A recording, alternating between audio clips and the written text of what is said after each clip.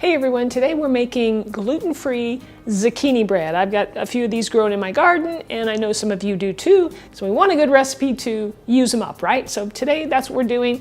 It's moist, it's flavorful, I think you're really going to enjoy it. I'm Rockin' Robin and I'm going to show you how to make it right after my chef joke. Okay, so here's chef joke number one. What do vegans wear when they go to the pool? A zucchini. I'm going to work on the zucchini first because it needs time to drain. We want to get as much of the liquid out of the zucchini as we possibly can so that it doesn't make our zucchini bread kind of too wet. So I'll cut off both ends of the zucchini and then cut it in half. And then I'm going to cut each piece in half again because what I want to do is remove some of the seeds. Sometimes zucchini has a lot of seeds and there's a lot of water in that area. So you want to remove that. So I'll go ahead and cut away some of those seeds. This one doesn't have too many seeds, so I'm just going to trim a little bit out. It just helps when you're trying to get all the moisture out. We're going to squeeze our zucchini pretty firmly to get most of the water out of it. So you're going to want to grab a grater, and you can see here I got two sizes. This is the large size, and here's the small side. I like to use the small side because I like the pieces to be small. So go ahead and just grate away, and I'll show you what that looks like. So you can see here that the zucchini comes out nice and fine, and if you get some big or long pieces, you can always take your knife and run it through it and chop it up a little bit. So remember those pieces of zucchini that we cut out? Well, don't throw them away. You can use them for a lot of different things. I like to take them, stick them in a Ziploc bag, and store them in the freezer. And whenever I make a smoothie, I can drop them in, or if you're going to make soup, you can chop it up, you can stir fry it, you can do whatever you want, but don't throw it away.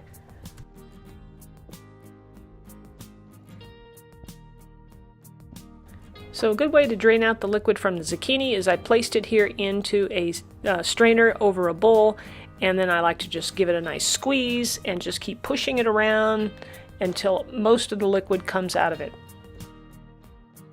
So you can see I'm going to get about a half a cup of water out of the zucchini. So just keep squeezing it until you get it, and I like to just leave it in the strainer as I'm mixing the rest of the ingredients.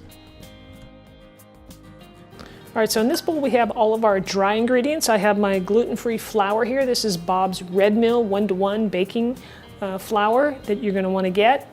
And to that we're going to add all our dry ingredients, which you can get in the description of this video. Just click down there. Here's the salt. We put a little bit of salt in there. I'm putting a little cinnamon. Now I didn't, level this off. I like cinnamon, so I like to put a fair amount in there. Next I'll add some baking powder and some baking soda. And then you want to mix that pretty well with a whisk to combine it. Now we're going to work on our wet ingredients. So I'm going to start off here by melting some butter in the microwave. Now I do that by placing it in the microwave on a low power level, say 3, for about 30-second increments. And I don't want it to get too hot. So here are my wet ingredients. I have my melted butter, I have some honey, that's going to sweeten it up of course, and then I have some applesauce, vanilla extract, a couple of eggs, and my coconut sugar, but that's not liquid, but we're going to mix it in anyway. So in a large mixing bowl, we're going to add the butter and the coconut sugar. Grab the mixer and give it a whirl. Now we just want that sugar to liquefy a bit. Then we're going to crack and place our eggs in the bowl as well.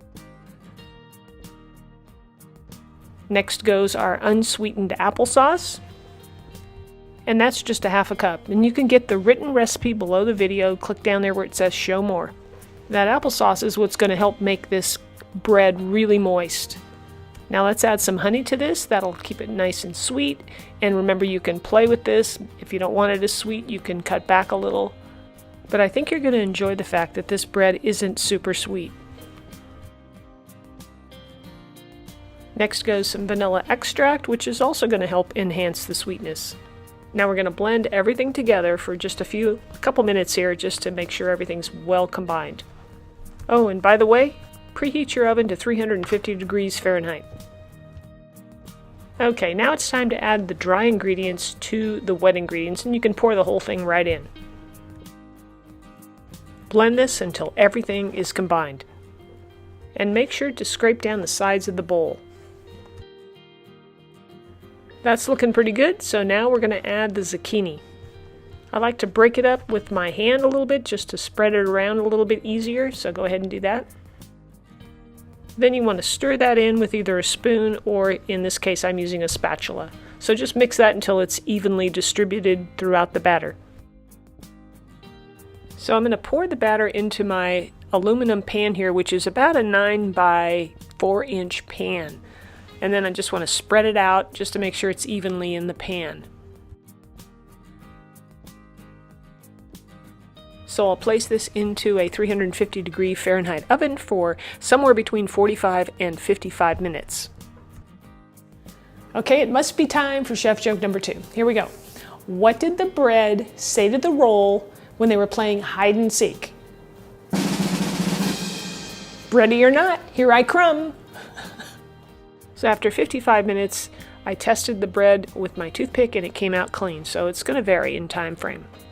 So you want to let this cool on a cooling rack for a few minutes so that you can at least touch it, and then I just turned it over here, as you can see, right out onto the wire rack. And you're going to want to let the bread cool a little bit longer before you try and slice it. And when you do slice it, you're going to want to use a serrated knife. It just makes cutting it much easier and just saw right through it. This bread was such a hit with family and friends. They didn't even know it was gluten-free, and they didn't care. The flavor, it's so moist. It's got that nice hint of cinnamon. It's just incredible. If you want to try another bread recipe, I've got a gluten-free banana bread recipe that'll knock your socks off. Click the link here on the screen. It'll take you right to the recipe, and you can try that as well. I hope you enjoyed today's video. If you did, let me know by smashing the like button. Just give the old drum roll and tap it. And leave me a comment. I always love to hear from you. And if you know someone who might enjoy this recipe, the zucchini bread, share it with them. So we'll see you back here next week for another rockin' recipe.